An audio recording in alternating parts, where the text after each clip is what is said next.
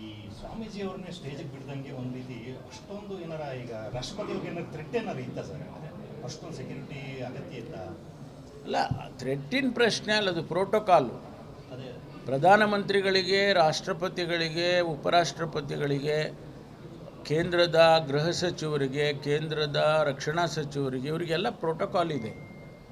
ಅದು ಕಾರಣನೇ ಬೇರೆ ಬೇರೆ ಇದೆ. ಅದನ್ನು ನಾನಿಲ್ಲಿ ಎಕ್ಸ್ಪ್ಲನೇಷನ್ ಮಾಡೋಕ್ಕೆ ಹೋಗೋದಿಲ್ಲ.